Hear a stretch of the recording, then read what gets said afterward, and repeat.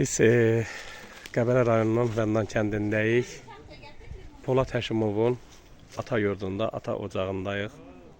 Gəlmişik burada şəhid anaları ilə, şəhid ataları ilə.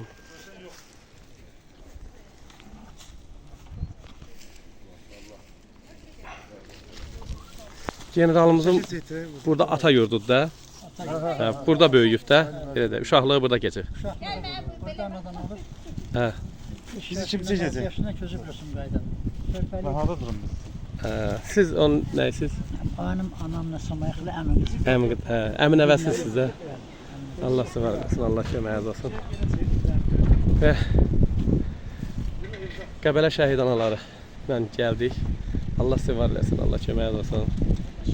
Ana xanım da hər zaman kimi aktiv iş başındadır. Simavar qalıqlar. Allah sizə versin. İki de olsa gelerdik. Çattırabilmeyecek. Ondan sonra dedim ki gece seyret kim o şekilde alacakmış. Buyur. Balasının da özünde. Bugün Polad Həşimovun evindəyik və ürəyi burada olub özü gələ bilməyən anaları da biz Polad Həşimovun evinə gətirdik. Burada region şəhidlərinin bütün analarının evladları ilə biz onları Poladın evinə qonaq gətirdik. Ravil Novruzovun anası. O tərəfdə göstər, şəhid də göstər. Anamız. Çöndər şəhid də göstər. Şəkildə Sən oyna git. Sən də şəhid də göstər. Sen o tarafa git, sim var.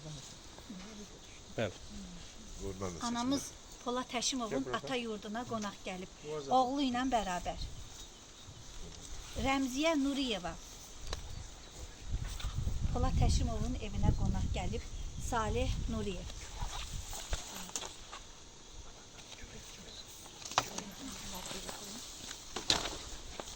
Elə açıyla da.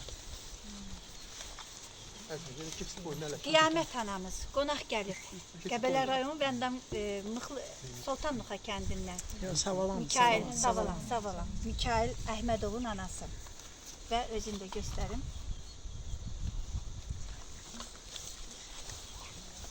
Visalə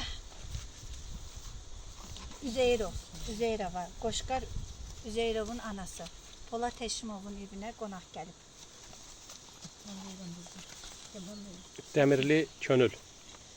Dəmirli Elşən. Çöndər şəhid də göstər. Dəmirli Elşənin anası. 2 dənə getmişdir. Buyur. Dəmirli Elşən. Könül anamız qonaq gəlib. Bəli. Həsənova Ceyran anamız, Əhmədov Əbdülməcidin anası qonaq gəlib Polad Həşimovun evinə. Qarayev Dilsus. Cavahiran. Dilsuz, anası Cavahirana. Cavahirana, Hacıyeva Cavahirana. Qonaq gəlib. Kifayət anamız ən çox sevdiyim analardan biridir, ən çox sevdiyim şəhidlərimizdən biridir. Tapdıq Türksoyun anasıdır. Polad Həşimovun evinə qonaq gəlib. Sizləri tanımadan əvvəl bu anamı mən çoxdan tanıyıram. Biz çoxdandır dostluq. Cəfərov Zakir, Zakir. Ananı da göstər. Kəmalə ana qonaq gəlibdi. Şəhidimizin şəhid. Müşfiq Orucov. Müşfiq Orucov, Aygün Məmmədli şəhid anamız. 700 bal topluyor. Bəli, 700 700 bal bal toplanmışdı. Yüksək balla Elm- qəbul olmuşdu. Bəli. Elmdar Səfərov. Neftçaladan Elimdə Aminə ananın. Qarayeva Aminə ananın. Ayın 4'ünde Aprel şəhidi. Neftçala. Sayın Şirinov'dan 2 gün önce şehit olup. İndi burada bütün biz mən dünənlərim Elman müəllimlə birgə bu işləri işlədik. Çox çətin idi həqiqətən Azərbaycan bütün bölgələrindən olan şəhidlərimizin anaların şəkillərini yığmaq, şəhidlərimizin şəkillərini yığmaq, yığdıq, toparladıq. Amma hamısını bura gətirməmişik. Nədən? Çünki biz gecə saat 3-ə 2-yə kimi biz bu işin üstündə işlədik. İnşallah ki gələn etapda onlar hamısı hazırlanacaq. Bu 3000 şəhidimizin bacardığımız qədər hər birinin şəhidlərimizin şəkillərini bu formada çıxardacağıq. Polad Elman Həşimov da göstər. müəllimə də təşəkkür edirəm. Analar olmadığı yere gidip çattırabilmediği yere bir günde 5-10 tane rayonda şehadet getirmiş şehitlerimiz var. 5-10 rayona gitmese 5-10 şehidin şekliyle, anasının şekliyle saygı olarak o evlere gitmeyi düşünüyoruz. Və bu gün burada Səmaya ana yoxdur, Səmaya ananı təmsil edirəm mən. Səmaya ana özü burada olmasa da onun evladının bərabər mən onun evindəyəm. Polad Həşimovun evində.